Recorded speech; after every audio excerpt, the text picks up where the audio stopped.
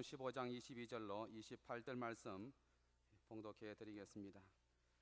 신약 성경 25쪽에 있습니다. 마태복음 15장 22절로 28절 말씀입니다. 제가 봉독해 드리겠습니다. 가나안 여자 하나가 그 지경에서 나와서 소리 질러 가로되, 주 다윗의 자손이여, 나를 불쌍히 여기소서. 내 딸이 흉악히 귀신 들렸나이다 하되, 예수는 한 말씀도 대답지 아니하시니 제자들이 와서 청하여 말하되, 그 여자가 우리 뒤에서 소리를 지르오니 보내소서. 예수께서 대답하여 가라사대, 나는 이스라엘 집에 잃어버린 양 외에는 다른 데로 보내심을 받지 아니하였노라 하신대, 여자가 와서 예수께 절하며 가로되, 주여 저를 도우소서. 대답하여 가라사대, 자녀의 떡을 취하여 개들에게 던짐이 마땅치 아니하니라. 여자가 가로되, 주여 올소이다마는 개들도 제 주인의 상에서 떨어지는 부스러기를 먹나이다 하니, 이에 예수께서 대답하여 가라사대, 여자야, 내 믿음이 크도다. 내 소원대로 되리라 하시니 그 시로부터 그의 딸이 나으니라. 아멘.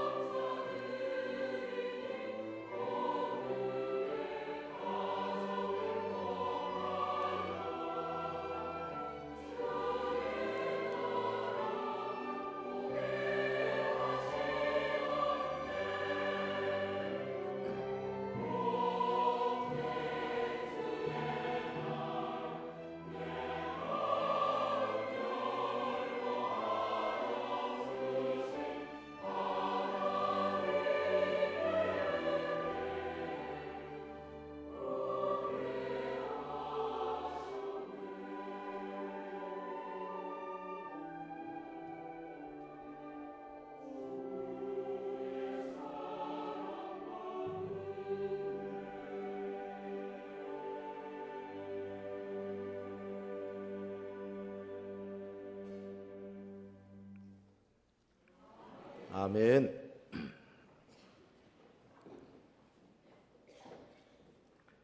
해마다 5월 둘째 주일은 우리 모든 한국교회 어버이 주일로 지키는 날입니다. 부모님의 사랑과 은덕을 다시 한번 생각하고 오늘의 나를 있게 하신 이 부모님께 더욱더 효도할 것을 다짐하는 날이 될 것입니다. 이미 부모된 자들에게는 내가 받은 나의 어버이의 사랑, 내가 얼마나 내 자녀들에게 전해왔는가 다시 한번 돌아보고 하나님이 맡겨주신 선물, 내 아이들, 이 아이들에 대한 부모의 책임을 내가 얼마나 잘 수행해 왔는가 다시 한번 점검하는 날이기도 합니다. 영국의 대문호인 셰익스피어가 말하기를 부모들의 소리는 하나님의 소리다. 부모들은 그들의 자녀들에게 있어서 하늘의 대리자들이기 때문이다. 그렇게 말했습니다. 영국의 유명한 작가인 W.M. 태커레이 말하기를 어머니는 어린 자식의 입과 마음에서는 하나님과 동일한 이름이다 그랬습니다. 부모님의 사랑, 그것은 자식을 위해서라면 자신의 생명까지도 아까워하지 아니하는 사랑이죠. 이런 사랑을 우리가 어릴 때부터 받고 자라나기 때문에 그래서 우리가 자녀를 또한 사랑할 수 있고 형제를 사랑할 수 있고 나아가서는 아버지를 우리의 하나님 아버지를 사랑할 수 있는 존재가 되는 겁니다. 그래서 보면 어릴 때 사랑을 많이 받지 못하는 분들이 대부분 인간관계가 어렵습니다. 공동체 생활 잘 못하고요. 자꾸 뭐가 나고요. 여러 가지 성격적인 장애를 나타내는 경우가 많지 않습니까? 사랑, 그것은 부모의 또 다른 이름이다. 그렇게 말해도 아마 과언이 아닐 것입니다. 읽어주신 오늘 본문에 보면 이 자신의 딸을 위해서 무참히 망신을 당하는 한 어머니의 이야기죠. 가나안 여인입니다. 유대인으로부터 멸시받는 이방인이었습니다. 근데 처음 유대인인 예수님 앞에 나와서 간청합니다. 부르짖어 딸을 고쳐달라고 애원합니다. 그런데 예수님이 외면했어요. 한 걸음 더 나아가서 무시했습니다. 심지어는 정말 듣기 거북한 모욕적인 언사까지 주님께서 직접 해버리셨어요. 그럼에도 불구하고 이 가나안 여인이 끝까지 포기하지 않았습니다. 왜 그랬습니까?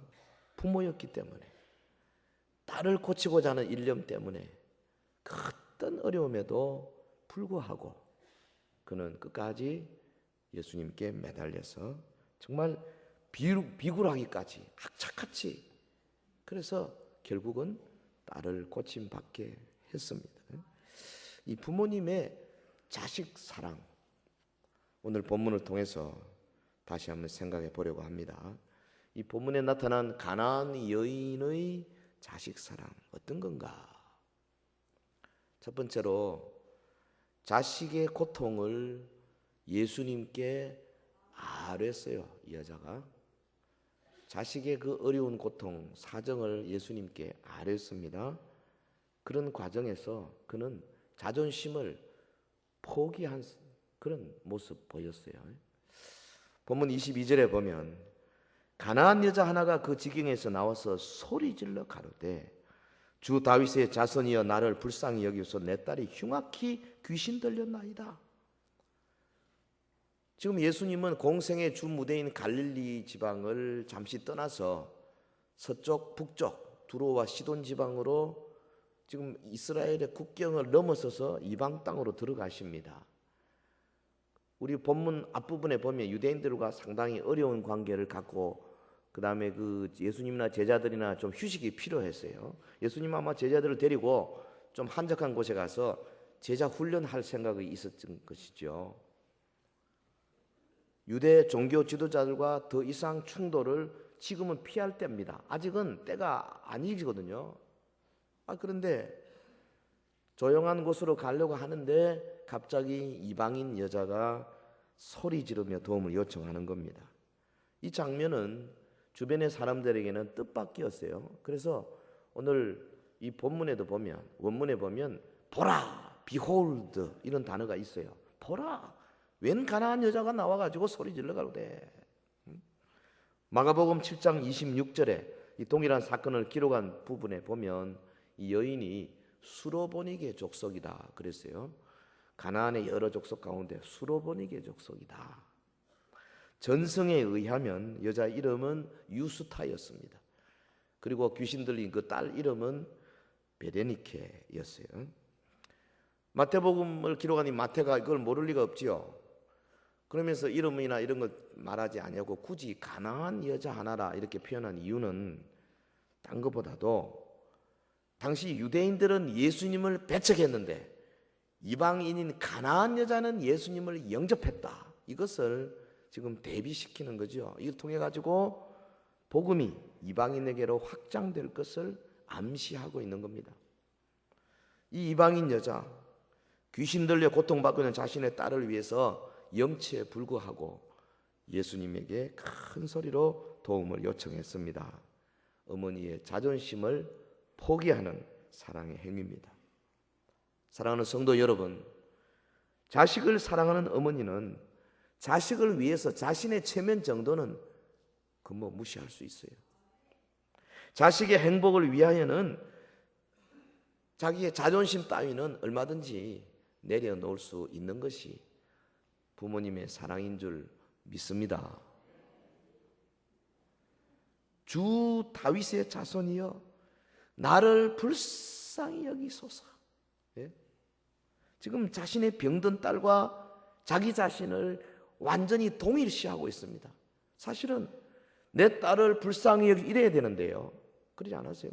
나를 불쌍히 여기소서. 딸의 상태가 어땠습니까? 내 딸이 흉악히 귀신 들렸나이다. 귀신 들린 것만 해도요 흉악한 거예요. 여러분 귀신 들린 사람 본 적 있는지 모르겠는데요. 되게 그 눈이 빙빙 돌죠. 지정신이 아닙니다. 보통 우리가 조금 정신이 좀 이상하고 이런 분들 귀신 들다 그렇지 않습니다. 대부분은 귀신 들린 게 아니에요. 이 뇌세포가 좀 잘못되고 그 구조가 좀 잘못되고 뭐가 부족해서 그런 거지요. 귀신 들리면요 온전한 사람도 귀신 들리면 완전히 자기의 그걸 잊어버리는 거예요. 나중에 귀신 쫓겨나가고 나서 정신 차리면요 귀신 들렸던 거 하나도 기억 못합니다. 사람이 그리 쉽게 귀신 들리지 않습니다. 하나님이 우리 일반 은총으로 잘 지키는데요. 철학관에 가서 운명을 잡고 거기다 몸을 바치고 무당이 되기 위해서 그러면 귀신 들려요. 자기를 내놓으면 그렇게 된다. 헌신하면 귀신에게. 귀신 들린 것만 해도 흉악한 겁니다. 공포스러운 거예요. 그런데 여자가 뭐라 그러냐면 내 딸이 흉악히 귀신 들렸습니다. 흉악히 헬라말로 카코스. 이거는 육체적으로도 심한 형편이지만은 나아가서 도덕적으로, 윤리적으로, 도덕적으로 이거 아주 문제가 많다 이거죠. 윤리적으로 혹은 다른 사람을 해치기도 하고 위험한 행동까지 하는 그런 자다 이 말이죠. 여러분 그라사 지방에 예수님이 가실 때 귀신이 나와서 그 예수님과 맞닥뜨린 장면이 있지 않습니까? 사람들이 그를 쇠사슬을 꽁꽁 묶어놔도 이게 힘이 얼마나 센지요. 이거 풀고 나와가지고 지나가는 사람들을 해코지도 하고 그랬다 그랬지 않습니까? 내 딸이 흉악히 귀신 들렸나이다. 어떤 귀신 들린 사람은 옷을 벗는 사람이 있어요. 제가 그 22살짜리인가 본 적이 있는데요. 귀신 쫓으려고 내가 겁도 없이 이제 갔지. 이게 그냥 옷을 벗는 거예요. 완전히 벗어버리는데, 아이고, 그래서 그냥 나와버렸어요. 도저히 어떻게 할 수가 없어가지고. 이 음란한 귀신들도 있고요. 사람을 해코지하는 귀신도 있고 그래요. 근데 여러분, 지금 이 가나안 여자의 딸은 매우 상태가 좋지 않았던 겁니다. 흉악히 귀신 들렸나이다. 자신에게 찾아온 이 천재 일우의 기회, 이 어머니가 놓칠 리가 없죠. 아니, 나사렛 예수 그분이 어떻게 국경을 넘어서 여기까지 오느냐 소문 들었거든요. 그러니까 뭐 염치에 불구하고 찾아가서 엎드리는 겁니다. 이 여인인들 왜 부끄럽지 않겠습니까? 왜 주위의 시선이 따갑지 않겠습니까? 그러나 딸을 사랑하는 마음들은 이런 것들을 다 녹여버릴 수가 있는 겁니다. 소리 질러서 예수님께 도움을 청했습니다. 어머니에게는 자신의 체면이나 자존심 이런 게 문제가 되지 않았습니다. 여러분, 부모님의 이런 사랑 얼마나 아십니까? 자식의 고통을 자신의 고통으로 삼고 자식의 눈물을 자신의 피눈물로 대신하는 부모님의 말없는 사랑. 원래 이 부모의 사랑은 하나님께서 사람에게 주신 거예요. 하나님이 사람을 자기 형상으로 만들고 아담을 형상으로 만들고 그리고 하와를 만들어서 딱 보는 순간에 아담 속에 사랑이 솟아나오지 않습니까? 다른 사람을 사랑하는 마음, 부모가 자식을 사랑하는 마음, 자식이 부모를 사랑하는 마음, 이것은 하나님이 주신 거예요. 왜? 하나님의 형상이기 때문에. 하나님께서 세상을 사랑하사 독생자를 주신 그 사랑에 근거한 사랑이죠. 그렇기 때문에 이 세상에서 아마도 가장 하나님의 사랑에 근접한 것이 부모 사랑일 것입니다. 부모가 자식을 사랑하는 사랑. 그러므로 부모님에게 깊은 감사의 마음을 표하는 우리 성도 여러분 되시기를 주의 이름으로 축원합니다. 부모된 여러분은, 이미 부모된 여러분은 내가 이런 사랑을 그렇게 어릴 때부터 내 어머니 아버지부터 받았는데 나는 얼마나 내 자식에게 순수하게 주었는가. 다시 한번 때묻지 아니하는 자식 사랑을 간추려 보시기를 바랍니다. 자, 이 가나안 여인 두 번째로 절하며 예수님께 도움을 구했어요. 절하면서. 다른 말로 하면 간절히 기도하는 사랑이죠. 간절히 기도하는. 보면 25절에 보면 여자가 와서 예수께 절하며 가로되 주여 저를 도우소서. 저를 도우소서. 자, 여기 지금 25절이 오기까지 예수님의 그 행동이 조금 이상합니다. 여자가 와서 소리 질러서 도움을 요청하는데 예수님이 한 말씀도 대답지 않으셨어요. 그러니까 보다 못한 제자들이 옆에 와서 예수님께 한마디 했습니다. 23절에 보면 선생님, 그 여자가 뒤에서 자꾸 소리를 지르는데 보내소서. 이거 뭐예요? 그냥 내쫓아서서 그 말이 아니고요. 빨리 좀 고쳐가지고 보내주세요, 이 말이에요. 제자들은 그 여인의 애틋한 마음 별로 아랑곳하지 않았습니다. 하여튼 뭐 절규에 가까운 고함 소리, 그게 듣기 싫은 거예요. 그리고 그동안에 유대인들하고 시달려가지고 좀 쉬어야 되겠는데 이 여자가 좀 우리를 못 쉬게 한다 이 말이죠. 빨리 좀 보내고 우리 좀 쉽시다 그 말이죠. 참 못됐어요. 우리 교회도요 얼마든지 이렇게 될 수 있습니다. 정말로 필요한 하나님의 사역이 있는데 그 사역 놔두고 우리끼리 좀 우리를 위한 제자들의 역할을 오늘 기성석 교인들이 많이 하는 거죠. 그래서 어려운 사람이 다가오는 것을 은근히 본의 아니게 고의 아니지만은 막아버리는 그런 결과도 종종 있습니다. 그러니까 이런 제자들의 분위기는 보면은 여인이 계속해서 간절히 구하고 하기가 상당히 좀 위축되는 그런 분위기 아니겠어요? 근데다가 예수님이 또 반응이 뜻밖입니다. 24절에 보면 예수께서 대답하여 가라사대 나는 이스라엘 집에 잃어버린 양 외에는 다른 데로 보내심을 받지 아니하였노라.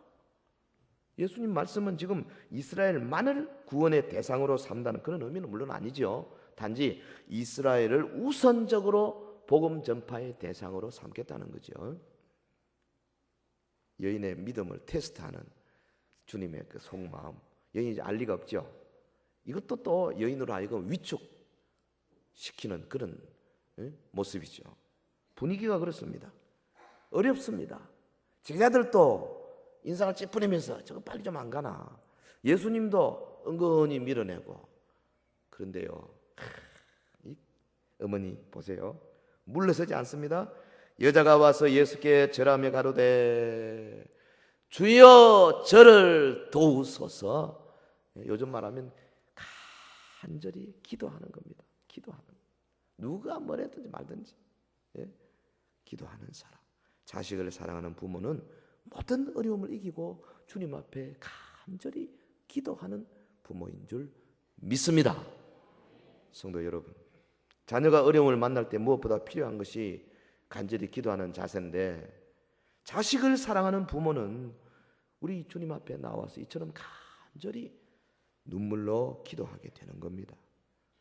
가나안 여자, 제자들의 배척적인 분위기, 예수님의 거부 의사, 이런 것에도 불구하고 계속해서 절하며 매달렸습니다. 저를 도우소서. 여기 도우소서라는 말, 보에데이라는 말은요, 여기 단어가 조금 좀 희귀한 단어인데요, 위험에 빠진 사람의 울부짖는 소리를 듣고 막 달려오는 그런 단어라 그래요. 도우소서. 내가 지금 이렇게 어려움에 빠졌으니까 내가 정말로 이거 안 도와주시면 난 죽습니다. 막 울부짖는 소리를 듣고 달려간다. 그러니까 여기 지금 도우소서라는 말은 앞에 처음에 호소보다 훨씬 더 강도가 강합니다. 갈수록 더 여자가 강하게 달라붙어요.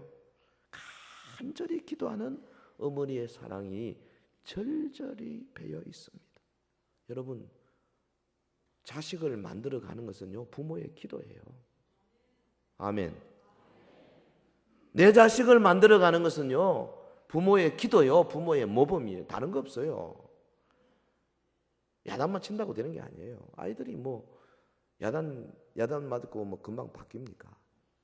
은근히 부모가 앞에서 기도하는 모습 보여주고, 말씀 사모하는 모습 보여주고, 교회에 봉사하는 헌신하는 모습 보여주고, 전도하는 모습 보여주고, 찬송하는 모습 보여주고, 이러면 1년 2년 하면서 아이들이요 자연스럽게 다 부모가요 가정에서부터 주님 경배하고 주님 때문에 기뻐하고 즐거워하는 모습 보이면 아이들이 그렇게 되게 돼 있어요. 그리고 특별히 아이들이 잘 때 조용히 무릎 꿇고 기도하는, 여러분 1년 동안만 기도해 보세요. 아이들이 1년에 몇 번은 보게 될 겁니다. 깜깜한 밤에 엄마가 혼자서 무릎 꿇고 기도하는 모습을 아이가요 어디로 가다가 한번 봤다, 평생 잊지 못합니다. 그 감동, 그 감격, 그 충격 대단한 겁니다. 말은 안 해도요. 그래서 그게 나이가 들 때까지 계속 갖고 있는 거예요. 아들 보라고 하는 건 아니지만은 살다 보면 그렇게 되잖아요. 간절히 기도하는 그 부모의 기도가 아이를 바꿔버리고 아이의 삶을 온전히 하나님 앞에 헌신하도록 만들어가는 줄 믿습니다. 이게 필요한 거예요. 이게 필요한 거예요. 여러분, 교회사의 길이 남을 신학자, 위대한 그리스도인 바울 이래로, 사도 바울 이래로 최고의 그리스도인 하면은 5세기의 어거스틴을 꼽지 않습니까? 그리고 한 1000년 후에 15세기, 16세기에 저 요한 칼빈을 꼽고 그러는데요. 이 어거스틴, 성어거시냐 그러는데요. 원래 그 거룩한 사람 아닙니다. 젊을 때요 남봉꾼이었어요. 창녀와 놀아나고 사생아 낳고 만이교에 빠져가지고 하나님 잊어버리고 그랬어요. 그런데 그 어머니 모니카가 20년 이상 간절히 매일같이 몇 시간씩 꿇어 엎드려 기도하는 그 기도의 힘, 그 힘이 어느 날 어거스틴의 심령을 해까닥 바꿔버린 거죠. 그래서 뭐 한번 그가 회심하고 난 다음에 얼마나 철저하게 주님 중심으로 살았던지요. 지금까지 망고에 빛나는 위대한 그리스도인의 모습으로 우리 앞에 나타나 있지 않습니까? 여러분 어떻습니까? 우리 모두 부모님의 기도에 의해서 이만큼 그래도 있게 됐다. 그렇게 생각해 보면 참 얼마나 감사한지 이 사실을 잊어서는 안 될 겁니다. 그리고 끊임없이 나를 위해서 기도해 주신 우리 부모님의 사랑에 대하여 조금이나마 내가 보답해야 되겠다. 뭐 어떻게 보답해야 되겠습니까마는 그런 마음이 자연스럽게 일어나야 됩니다. 그리고 나도 내가 받은 그 사랑을 내 자녀에게 순수한 사랑을 자녀에게 내가 부어줘야 되겠다. 부모로서 내가 좀 부족한 거 있거든. 다시 한번 오늘 말씀을 통해서 돌아보시면서 자녀를 위해서 간절히 시간 많이 내어서 기도하는 부모 되기를 주의 이름으로 축원합니다. 축원합니다. 지난 월화수목 우리 윤 목사님 이 집회 이 자리에서 참 정말 많이 왔대. 아래 위로 꽉 잡고요. 뭐 복도 뭐 여기까지 위에까지 다. 요즘 시대에 그렇게 많이 참석하는 집회가 잘 없는데요. 밤 마지막 날 11시 반에 마쳤어요. 7시 시작해가지고. 그래도 뭐 보통 10시 반, 11시 이렇게 마쳤는데도 불평하지 않고 꾸역꾸역 오시는 분들. 여러분요, 그분이 기도 굉장히 많이 하는 분이에요. 하루에 6시간 이상, 보통 한 8시간 기도합니다. 그분이. 난 어떻게 기도하나 궁금했거든요, 사실은요. 아니, 일도 해야 되고 뭐 바쁜데 어떻게 그 8시간씩 하나. 근데 그 요번에 제가 그 비결을 알았어요. 얼마나 그분은요, 그렇게 기도하더라고요. 교회를 위해서, 자녀를 위해서, 뭐를 위해서 머릿속에 생각하면서요. 방언 기도한대요. 하루 종일 돌아다니면서 운전하면서도 중얼중얼 길에 가면서도 하여튼 뭐 잠깐만 시간 있으면 딴 거 안 해. 사람들 만나가 뭐 이런저런 이야기도 별로 안 하려고 그래요. 식사도요 같이 나가지는 않더라고. 꼭 거기서 그냥. 그리고 요 밑에서 그저 자기 그 스태프들 그 밥 만드는 그걸로 그냥 같이 먹고. 왜? 시간 아까워서 안 되겠대. 우리는 뭐 부흥집회 가면 강사 모신다고 해서 뭐 1시간씩 드라이브하고 이렇게 저도 몇 번 해봤는데 하면서 다음부터 안 해야 되겠다. 가는데 1시간, 오는데 1시간, 먹는데 2시간. 그러고 나면 또 저녁 시간. 이거 안 되겠더라고요. 근데 이분이 그거 다 깨닫고 아주 시간을 전략해서 시간만 하면 중얼중얼. 저하고 식사하고 잠깐 하는데 또 중얼거리고. 야, 그렇구나. 저도 사실은 예전에 그런 적이 하루에 한 6시간, 8시간 이상 기도한 적이 있어요. 중얼중얼.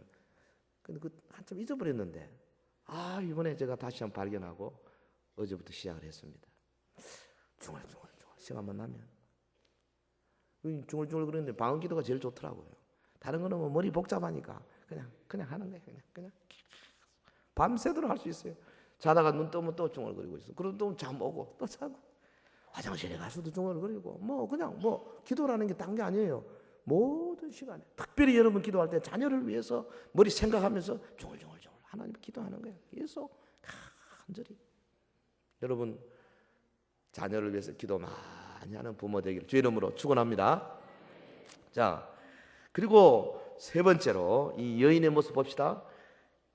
개 취급을 했어요. 그런데도 불구하고 끝까지 매달렸습니다. 한마디로 말하면 무조건적인 자식 사랑이에요. 본문 26절에 보면 예수님이 뭐라 그랬습니까? 자녀의 떡을 취하여 개들에게 던짐이 마땅치 아니하니라. 개라 그랬어요.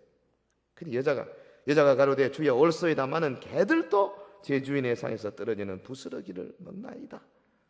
여러분, 이 마태가 기록한 이 가나안 여인의 일화 설화, 지금 여기서 이야기가 긴장의 절정에 이르고 있습니다. 이제 서서히 긴장의 도를 계속 몰고 가서 여기 지금 클라이맥스거든요. 여자가 와서 수없이 전하면서 간절히 눈물로 호소를 하는데 예수님 모른 척 무시. 나는 이방인에게 보내지 않았다. 나는 이스라엘에게 보냈다. 이랬다가 마지막에 아주 완전히 어퍼컷을 먹이는 겁니다. 너무나 엉뚱한 말씀하셨어요. 폭탄적인 선언입니다. 자녀의 떡을 취하여 개들에게 던짐이 마땅치 아니하다. 개다요, 개. 개와 같은 이방인에게 어떤 은혜도 베풀 수 없다. 보통 사람 같으면 이쯤에서 완전히 절망하고, 뭐 보통 사람 하지 말고 우리 같으면 벌떡 일어나가지고 한마디 팍 내뱉고 뒤로 돌아 내 다시 오면 내 장을 찢은다, 뭐 이러고는 나오지 않겠나 싶어요. 솔직히.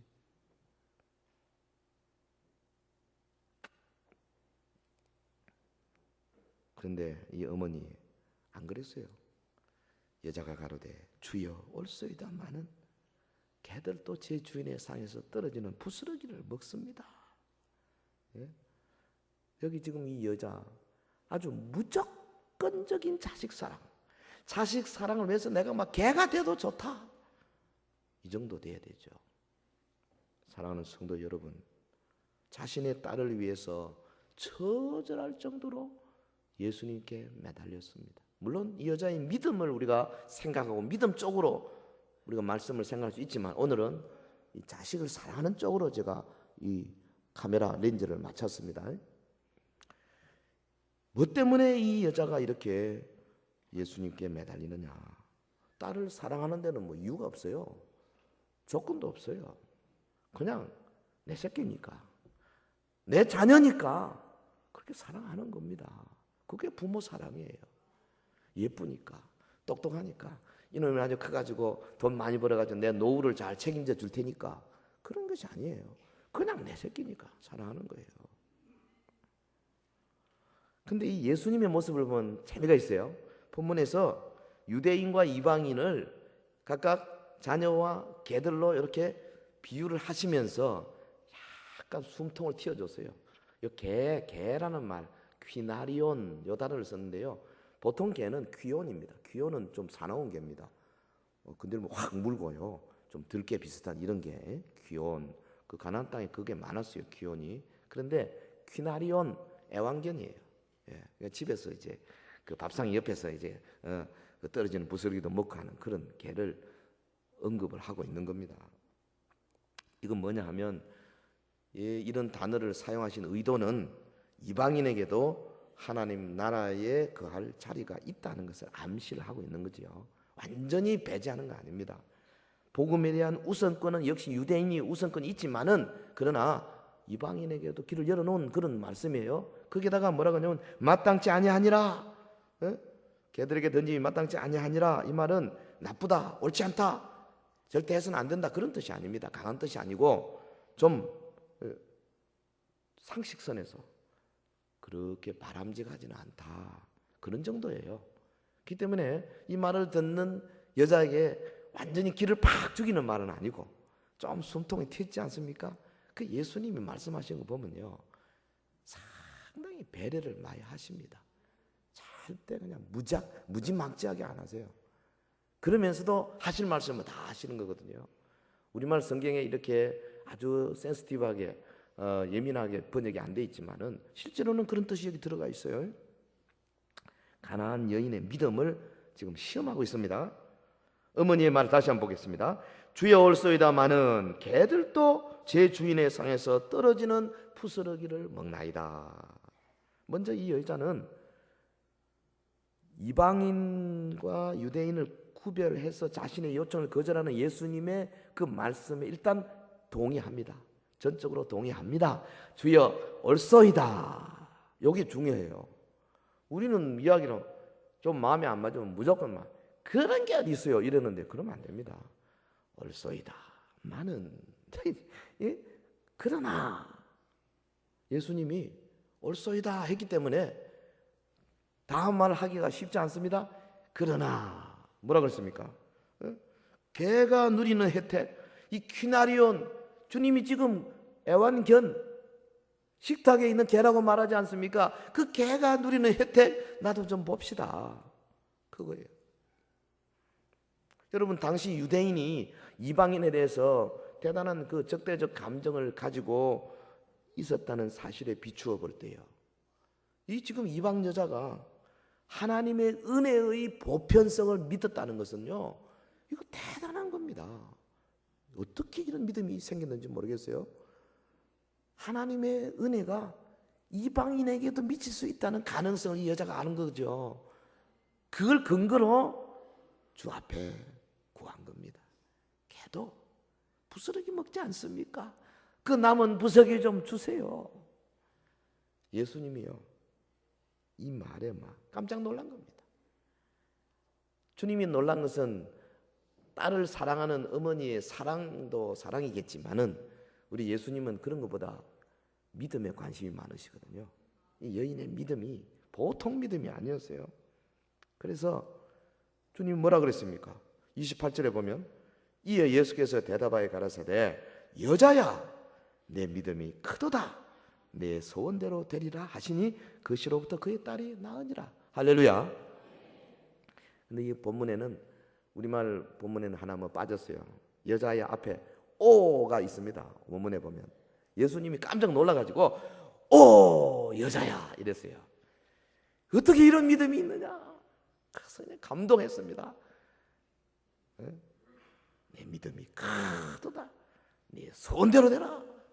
그냥 주님이 놀라운 능력으로 딸을 고쳐주시고 귀신을 내어 쫓아주신 거죠. 여러분 무조건적인 사랑, 부모가 자식에게 주는 사랑은 이런 어떤 창피함, 자기가 개취급을 당한다 할지라도 좋습니다. 그러나 내 딸은 살려주셔야 되겠습니다. 이 사랑이죠. 부모의 사랑은 자식이요 알 수 없어요. 그런 말 있죠. 내가 결혼해가지고 애 낳고 부모가 되기 전에는 부모 마음 모른다. 근데 가만 보니까 결혼해가 애만 낳아가지고 아는 게 아니더라고. 이놈을 키워봐야 돼요. 키워도 그냥 어릴 때 정도 가지고 안 돼. 얘를 키워서 학교를 보내보고 뭐 사춘기도 좀 지나보고 이놈이 막 달라들고 이런 것도 좀 경험해보고 그것도 안 돼요. 그것만 가지고도 더 키워서 이 시집장가를 보내봐야 돼. 그것도 안 돼. 손자 손녀 한번 안아봐야 돼. 아마 그때쯤 되면 부모 마음을 좀 알지 않아요. 요새는 제가 손녀를 한번 안고 보니까 조금 알 것 같아. 약간 그전에는 사실 솔직히 잘 몰랐어요. 설교는 했지만 잘 몰랐어요. 어제도 아들놈하고 장시간 통화를 하면서 이놈이 앞으로 목사지만 아빠 내가 이렇게 목회하고 이렇게 막 이야기도 하고 공부도 이렇게 하고 뭐 하는데 얼마나 좋은지요. 저희 집사람 둘이서 한참을 좋아했습니다. 부모의 마음이 막 얼마나 참 흐뭇해지는지요. 여러분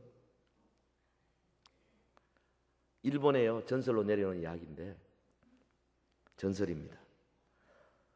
홀 어머니를 모시고 사는 한 청년이 있었어요. 근데 어느 날 사랑하는 처녀를 만났습니다. 둘이 열애에 빠졌습니다. 너무너무 좋아요. 결혼 약속했습니다. 그런데 처녀가 큰 병에 걸렸어요. 뭐 어떻게 해볼 도리가 없이 의원을 찾아가 봤더니 의원이 아이고 살릴 가망이 없습니다. 그래 청년이 막 매달리고 어떡하든지 좀 살려달라고 무슨 일이라도 하겠습니다. 그랬더니 의원이 멈칫멈칫 하더니 하는 말이 만약에 살아있는 사람의 간을 먹으면 살 수 있을 것이요. 전설입니다. 청년이 가만 생각 눈이 확 뒤집힌 거죠. 어떻게든지 살려야 되겠다. 그래서 자기 집으로 갔어요. 홀 어머니 계시는 집으로 갔어요. 오로지 마음에는 사랑하는 애인을 살리고 싶은 생각밖에 없는 거예요. 그 지 간을 내주면 될 텐데 그리는 안 하고, 어머니 뭐 연세도 많은데 살면 얼마나 사시겠나. 어머니를 죽이고 어머니의 가슴을 열고 간을 꺼낸 거예요. 그냥 미친 사람처럼 막 간을 들고 정신없이 애인에게로 달려가는 겁니다. 그런데 막 엎어질 듯 넘어질 듯 뛰어가니까 그 어머니 혼이 그 뒤를 따라오면서 그러더랍니다. 얘야, 넘어질라, 천천히 가거라 그러더라고요. 사실이 아닌 전설에 불과한 이야기지만은 어머니의 사랑이 그렇다는 것을 보여주는 그런 이야기죠. 여러분, 부모님은요, 자기 자녀가 못났어도 사랑하는 데는 지장 없습니다.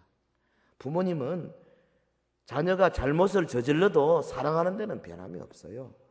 부모님은 뭐 자녀가 성질이 좀 멋같아도요, 사랑하는 데는 차별이 없어요. 아니, 오히려 어렵고 힘들고 참 세상에 제대로 살기 어려운 자녀를 볼 때 더 안쓰럽고 더 마음이 가고, 세상 사람들은 손가락질해도 엄마나 아빠의 마음은 그렇지 않은 거예요. 오히려 더 가슴에 품고 피눈물을 삼키면서 자신의 살이라도 떼어주고 싶은 것이 부모의 심정 아닙니까? 애가 엎어져가지고 이렇게 다쳐가 피가 날 때 여러분 그 어떤 심정입니까? 예? 딱 안고 보는데 그냥 송곳으로 막 자기 심장을 팍 찌르는 그런 생각이 드잖아요.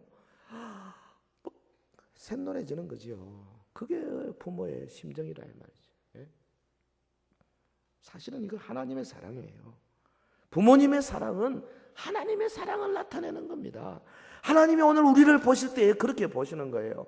예수 안에서 하나님의 백성된 자녀들이 엎어지고 넘어지고 마귀에게 잡히고 범죄하고 승리하지 못할 때 가슴 아프고 쓰라리고 저놈을 주고 어떻게 해야 되느냐. 그래서 때로는 목사의 입을 통해서 설교로 치기도 하고, 때로는 그 가정으로, 때로는 뭐 주변의 사람들 통해 가지고 어떻게 하든지 고치려고 그렇게 하시는 거예요. 이 리네라는 사람이 이렇게 말했습니다.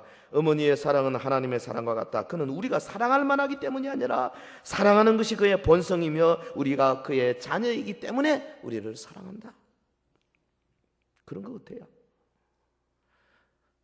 여러분, 우리나라의 가장 비극적인 그 때가 6.25 때 아닙니까? 6.25 전쟁이 끝나고 그 전쟁의 참혹한 경험을 회고록으로 쓴 어떤 미군 장교의 회고록에 보면 자기가 많은 장면을 많이 봤는데 가장 가슴 아픈 장면은 젖먹이를 업고 피난하던 그 한국의 젊은 어머니들의 모습이더라 그랬어요. 이 피난민 대를 막 가는데 한 번씩 공습이 온단 말이에요. 비행기가. 비행기 위에서 뭐 누가 누군지 모르니까 사람들이 보이면 막 기관단총으로 냅다 막 갈기는 거예요. 그러니까 비행기 소리만 들리면 피난민들이 막 일제히 막 밑으로 논두렁으로 막 엎어지고 막 숨고 그러는데 이 애를 업은 여자들이 느리거든요. 그래서 미처 피하지 못하고 그 땅바닥에 탁 엎드리는데 되게 그때는 빨리 뒤에 업고 있던 아이를 탁 풀어가지고 앞으로 이렇게 딱 돌려가지고 가슴에 딱 품고 그러는 엎드린대요. 뭐 100이면 100 어머니들이 다 그렇게 한대요. 그래서 한번 공습이 지나고 나면 그 기관단총에 맞은 어머니 등에서 가슴으로 그래서 관통하고 애까지 총 맞은 애들, 그래서 죽은 어머니가 아기를 안고 죽어 있는 그런 장면이 많았다. 나는 그것이 가장 가슴 아프다. 그런데 어떤 때는 보면요, 총알이 끝까지 안 가고 어머니 가슴까지 가고 멈추고 아이는 피범벅이 된 그 어머니 품에 눌려가지고 막 울고 있는 그런 모습도 자주 봤다 그럽니다. 여러분, 자신의 목숨을 던져서라도 자녀를 지키려고 하는 숭고한 사랑이 바로 우리 부모님들의 사랑이거든요. 아무 조건 없이 무조건적으로 주는 사랑. 이게 바로 하나님의 사랑이에요. 여러분, 하나님은 우리가 아직 죄인 되었을 때에, 우리가 아직 하나님을 알지 못했을 때에, 우리가 아직 예배할 줄도 모르고 봉사할 줄도 몰랐을 때에 자기의 아들을 육신을 입고 보내셔서 그 십자가의 참혹한 고통과 고난을 받게 하셨어요. 그래서 우리를 건져내셨지 않습니까? 하나님은 우리를 무조건적으로 사랑하십니다. 근데 이런 사랑을 부모에게 허락하셨어요. 그래서 자기 자녀를 무조건적으로 사랑하도록 마음을 주셨거든요. 그래서 부모의 사랑을 통하여서 자식들, 아니 부모 자신들도 자기가 가진 사랑을 나타내므로써 하나님의 사랑이 이런 거겠구나 미루어 짐작하도록 해놓으신 겁니다. 6.25 전쟁이 한창이던 1950년 어느 겨울 혹독한 추운 어느 날, 어떤 여자가 한밤중에 산기를 느꼈습니다. 애가 나오려고 그러는 거예요.